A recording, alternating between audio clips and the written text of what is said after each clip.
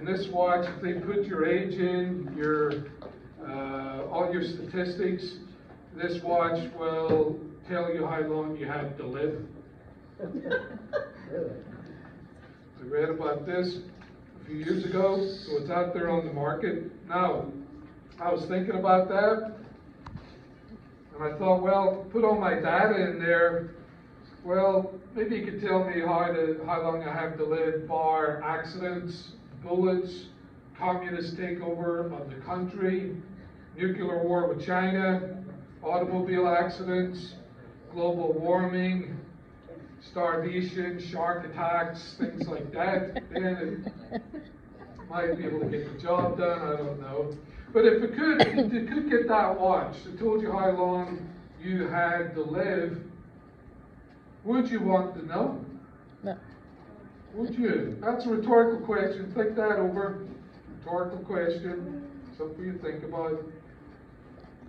If they had a test to show how long or how much you have lived, would you take it? Would you take that test if it showed you how much you have lived? Not how long you have to live, but how much you have lived.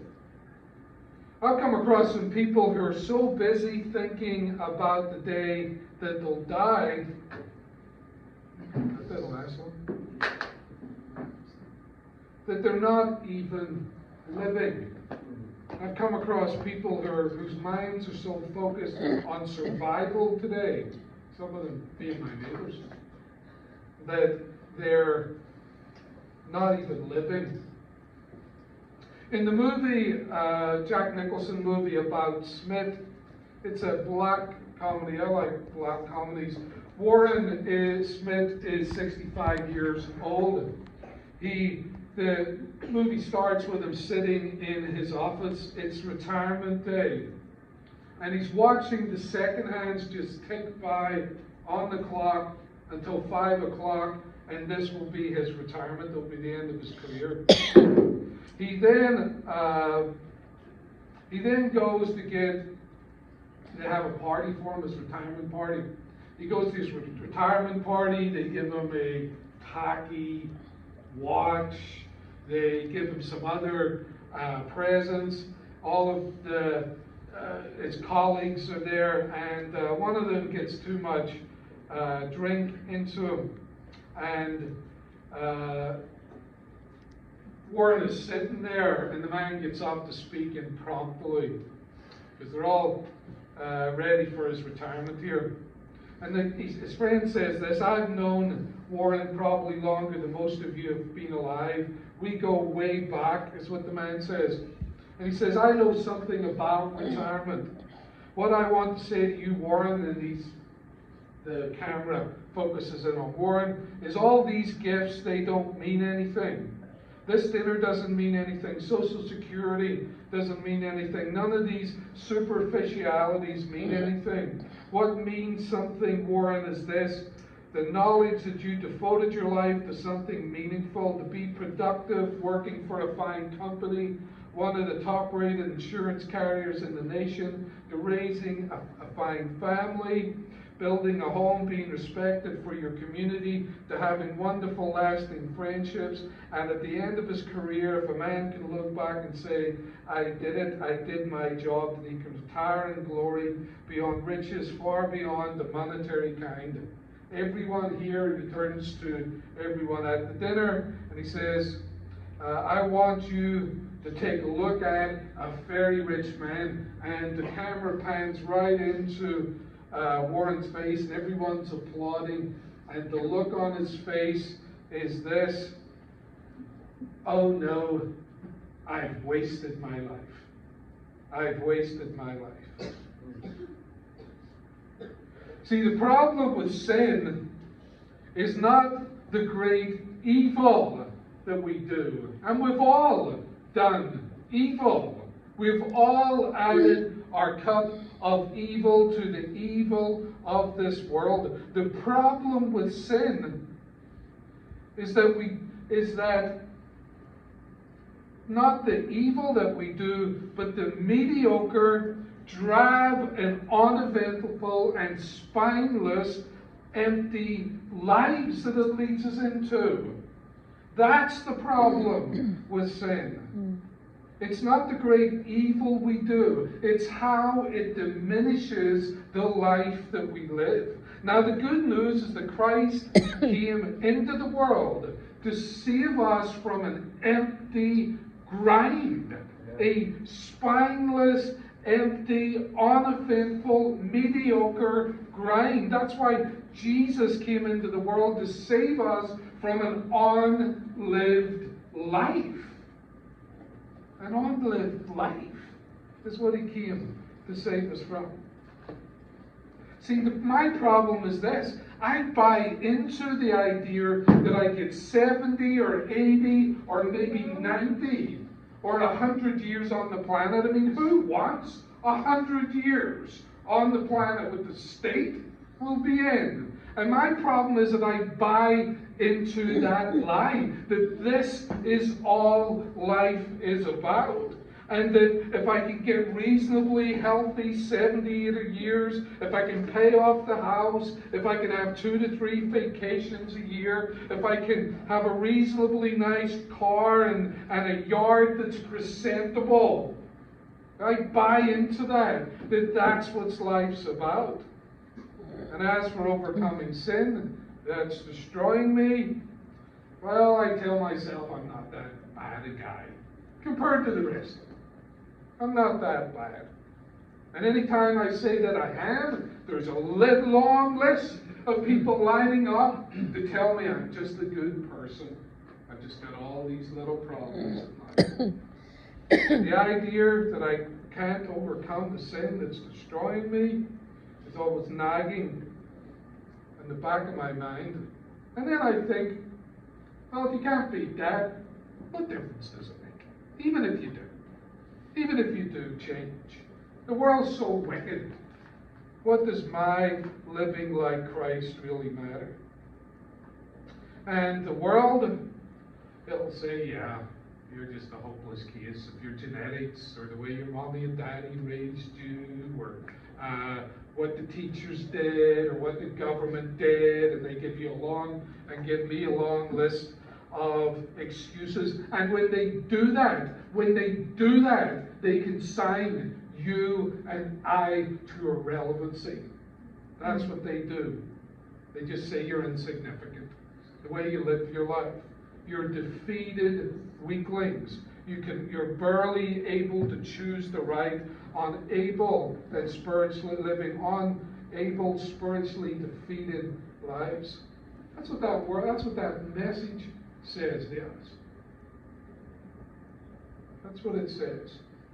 See, the world will suck the life out of us and consign us to being functional human beings. You ever heard that term, functional? They're dysfunctional, or they're functional human beings. You know what that says? You're just a robot. We program you. You do what you're told by us. My father was a heavy drinker. I mean a heavy drinker. Most of his life. I talked to his brothers. They said when he got old enough, and before that, he was in the bars getting hammered. He didn't go down to social drink. He went down to get obliterated. For whatever reason, he did that. Now, he grew up at a time just as the AA was kicking off. And then they started saying this stuff, you've got a disease. You've got alcoholism and a disease and all this kind of thing. One thing about my father, never accepted that. He said, Ian, this is not a disease. I do it because I want to. I want to. He wasn't going to have someone come along and take away his autonomy and make him out to be a diseased individual. Now, thank God he repented of it. When he was 65, he was baptized into Christ and fought until the day he died. But he wasn't going to be reduced to a machine. And this is what the experts do to you and I. The experts of justification the experts that come along and just spend their life making money from us, justifying our sin. They will not show you and I the respect to say that you screwed your own life up. They'll come along and they'll give you a laundry list. Listen, if they do that, they're disrespecting you and I, telling us it's everybody else's fault, be it my parents, be it my education, be it the government, or as we said, my DNA. I have a genetic disposition. It is wicked. It's an attack on who you are. These justifiers. They take away your dignity and my dignity. They accept responsibility. That's what they do. It's time we realize that the blame peddlers seek to wipe out our identity. They say you're a machine and you're a child of God. Mm-hmm. You're a child of God. Mm-hmm. You're created in the image of God. You're not some naked ape running around this world for 70 or 80 years. You're a child of God. And the justifiers steal that away. You're loved by God and redeemed by Christ. And if you're a Christian, you're in union with Him through the Holy Spirit. And you are destined, listen, you are destined for greater things than just this world. You are.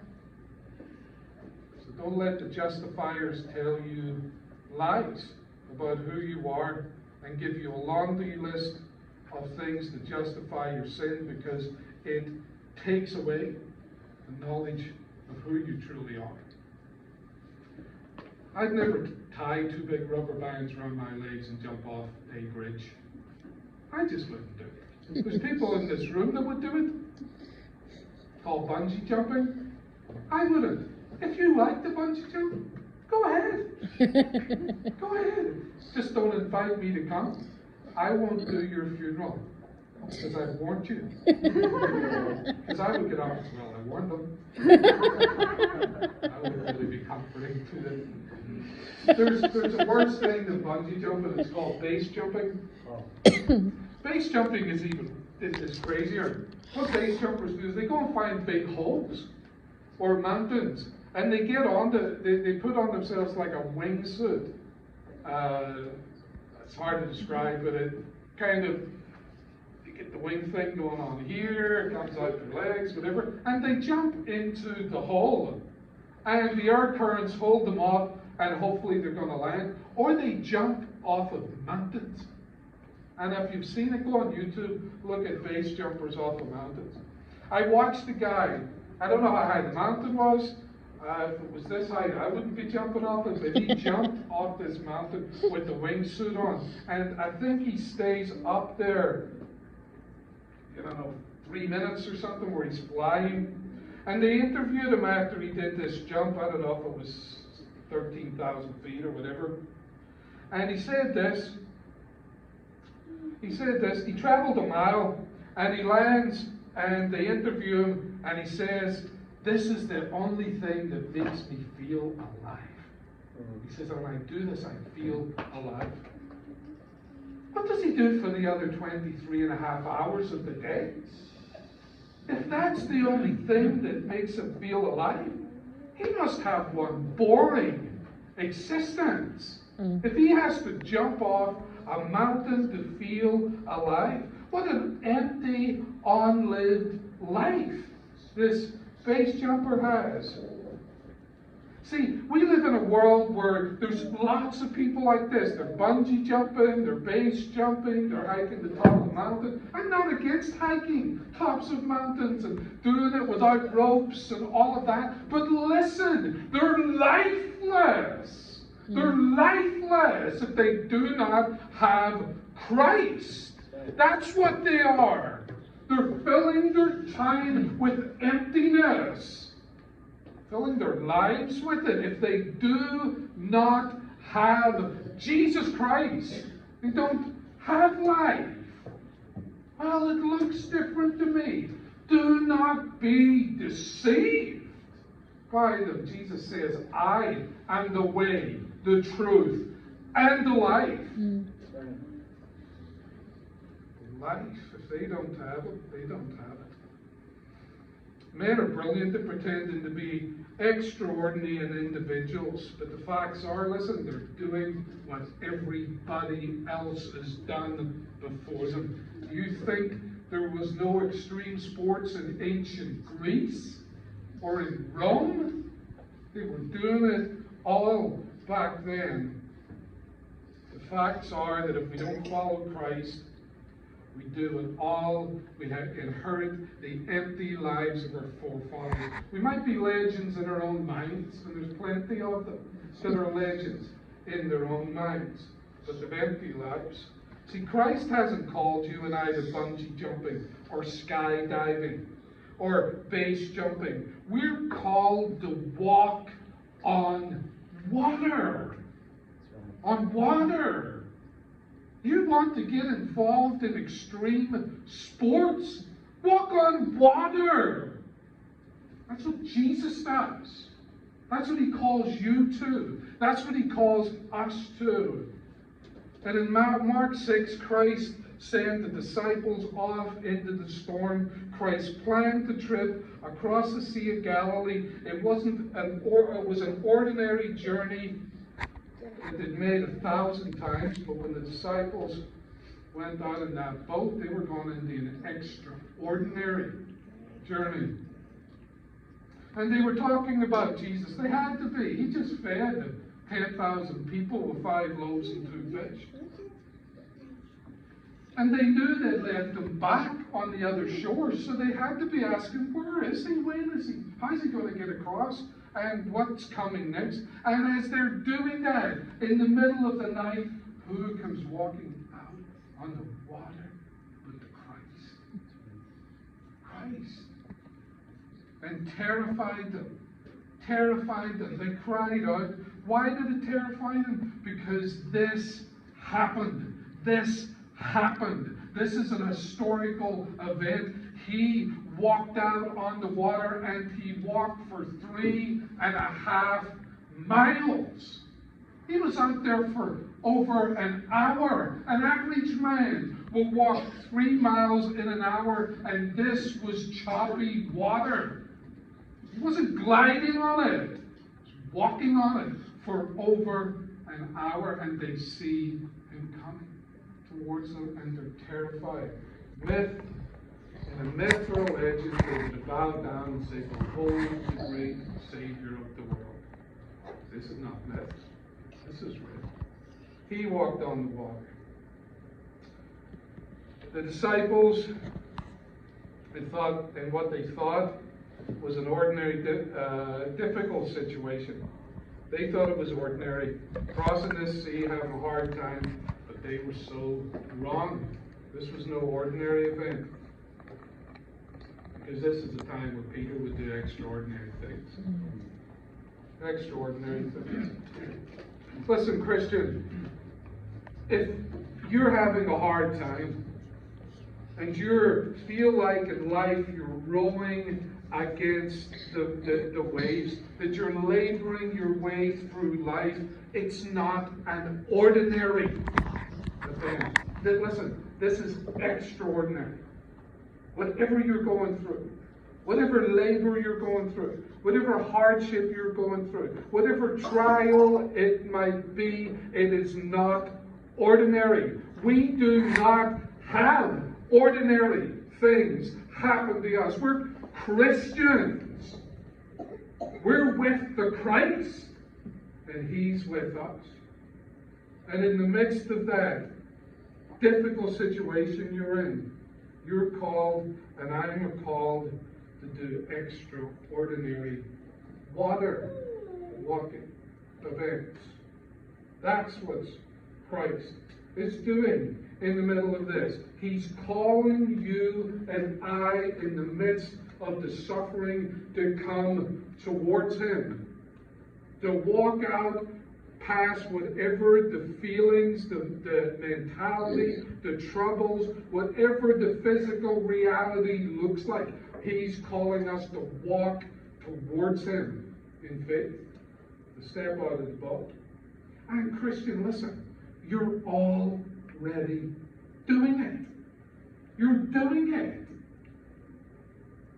You're already out on the water. See, that's what our faith is. We're walking towards the risen Christ.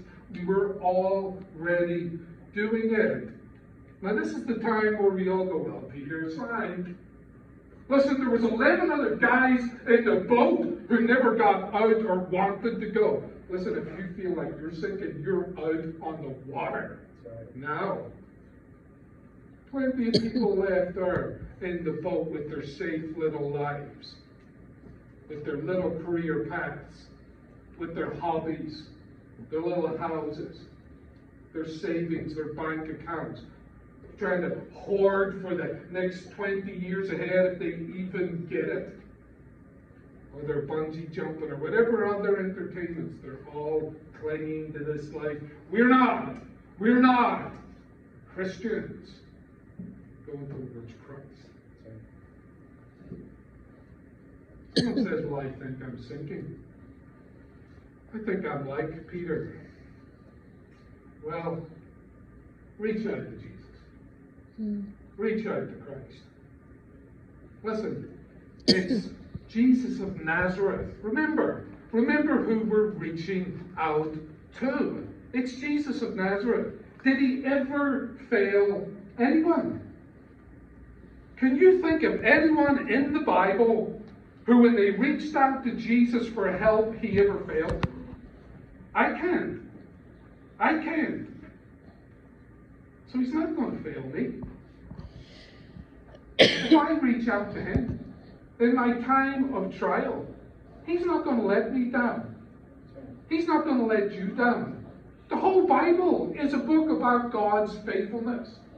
He's never failed anyone. Why do I think He's going to start with me? Thousands of years of history, God has been faithful. And He's going to fail me? He's going to fail you? Just reach out to Him. Reach out to Jesus. And the question we have to ask here, and I remember that WWJD, what would Jesus do? That's fine, and that's good. It got a bit overplayed, let's face it. But it's fine and good. But in your situation, in my situation, as we reach out to Christ, we don't need to be asking what would Jesus do, but rather what is Jesus doing? What's He doing in your situation? In your labor, in your struggle, in your hardship, in your trial. What's He doing? Because He's doing something here in the crisis or the trouble. And He was doing something with Peter and the disciples in the midst of their troubles. And the Floyd religion, please. I know. I'm like, Father, you want this one again? You want this hammered home again? Yes, He does. He does. I drove down the road a couple of weeks ago, and I think it was in Troy's vehicle. Troy's always got it on the Christian channel. Heard a sermon by a guy called R.C. Sproul. This was a series of sermons, right? This was a series of sermons. And the sermon was about, is it wrong to tell lies? Is it wrong to tell lies? A series of sermons on, is it wrong to tell lies? The Christians? The Christians! This guy is held up here as, he's a reformed fellow. He's held up there as he's dead now, but he was held up there as one of the foremost authorities on Calvinism. And he's a series of lessons. Is it wrong to tell lies? For goodness sake. If we haven't worked that one out. For goodness sake, these guys are rubbing sticks together, religiously and spiritually. Don't listen to them. Turn it off, for goodness sake. Because this is what they'll offer you. The same nonsense. Here's a list of 10 things you have to do in the midst of your trials to be a wonderful Christian. Listen, no wonder unbelievers are rejecting this nonsense. They should reject it, and so should we. You think Christ came into the world to give us a laundry list of 10 things we should stop doing? He came in to change it all. He came in to bring us life, water-walking life, out on the edge, faith-filled, trusting in Him, changing the world life. That's right. Oh my goodness. Oh my goodness. In Acts 17, and we've said it before, but it needs to be said again. They went into town, and the Jews said, "These are the men who have turned this world upside down." Upside down. You mean they came in with a laundry list? Don't lie, don't steal, don't run after your neighbor's wife, stay out of those bars, definitely don't be smoking weed, or... No! They came in and turned the world upside down. And that's your job. That's my job. That's our job together. I don't think we're here to turn this world upside down. I think it's upside down already. I think we're here to turn it the right way up again. It doesn't take a whole lot to go on the radio or on the television and see how backward everything has become. In 5 years. Suddenly there's no male or female. This biology has been abolished. We're here at this time in history to turn the world right again. By Christ and through Christ and the gospel of Christ. Someone says, well, I just want to have a quiet, uneventful life. I want enough food and shelter and just want to meet my bills and avoid all the disasters. Well, start digging your bunker, because you're going to need one of those too. If that's your mindset. And start stockpiling your ammunition if you can find it. Find it. Get all your weapons, get all of that, and then your claymores, because you're going to need those. That's right. And then your night fishing goggles. Get your night fishing goggles too. And then what if there's biological weapons? Well, you're going to need a hazmat suit. And then you're going to need them for the kids. Where does it end? Where does it ever end? Trying to cling to this world and survive. Some people are so afraid of dying. They're not living. And Christian, that's not us. If Christ did anything, He came into the world that we might have life and have it more abundantly. Christ came to save us from an uneventful, sensible, middle of the road, everything in moderation life. Nobody wants everything in moderation. Nobody does. I want cancer in moderation. I want to be poisoned in moderation. I go down into the town, I want to get stabbed by someone in moderation. You want everything in moderation? It's a nonsense. It's an absolute nonsense. It comes from Buddhism or some Epicureanism, which is all nonsense. We need Christ in abundance. That's right. In abundance. That's what we need. Someone says, well, how do I do this? And this is the point where the pastor, the preacher, the priest comes along and says, well, we can tell you how to do that. Get yourself to church. We've got all these ministries. You can be a part of that. Oh, and by the way, be more sacrificial. And what that means is, Not give your time to go and help your neighbor with it. Write a bigger check. Write a bigger check. We've got a new roof for the building, or we've got a new wing for this, or we're going to do that, or the other. None of those things are bad. But that's not what Peter did. That's not what Peter did when he was sinking.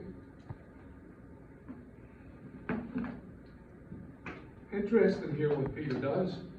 Peter's in the boat. He doesn't say that Jesus called me to come to you. He says, command me to come to you. Command me. That's what Peter says here. Command me to come to you. And Jesus said, come. That was a command. Then he listened to it. And Peter went out on the water. That's what we're to do. We're to say to Christ, command me. Tell me what you want from me. Order me. Order me. And I'll come to you. See, we're Christians. We're servants of Christ. We're soldiers of Christ. And he gives us commands. And when he commands, we come. But you must go to the Lord yourself and ask him what he wants from you. What kind of life he wants from you. If they had a test to show how much you had lived, how would yours read?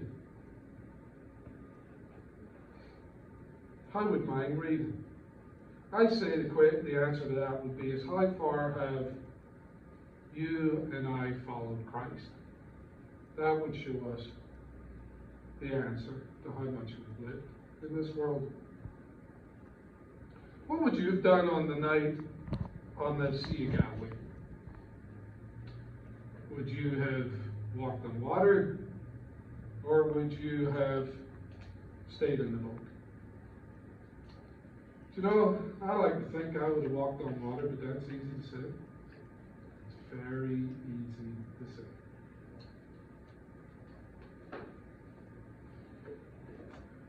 If Christ was calling you to get out of your comfortable lives and my comfortable life, what would you do?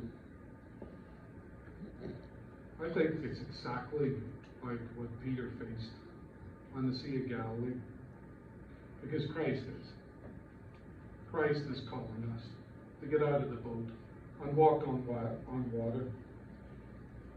And exactly what you're doing now with Christ is how you would have acted on the Sea of Galilee that night. And today what I'm doing with Christ is exactly what I would have done on the Sea of Galilee that night. We need to confront this fact. It's life inside the boat, or it's walking on water. There's no middle ground for Jesus. It's 100% in, or a safe life, well, can we call it that? A life that surrounded by little interesting hobbies, a house that's paid off, a job and a career where everybody applauds you, and then you realize, you know what? I wasted my life. I wasted my life. Christ in the supper calls us back to, and he says to us, he calls us in the supper to leave behind an empty, boring, heartless, spineless, excuse-filled, an uneventful life, an uneventful world. In the supper, Christ says to us, he's risen from the dead. He lives in you and in me and in us. We're not ordinary people anymore. Not anymore. We don't have ordinary lives. We don't have ordinary struggles or difficulties or hardships anymore, because we're in Christ and Christ is in us, and he's with us, and he's calling us in the middle of it. Command us, Lord, to walk to him. And he says to us, come on out, under the water. And if you feel like you're sinking, just reach out. Reach out your hand. He's faithful. He will let you drown. Bow with me, please. Father,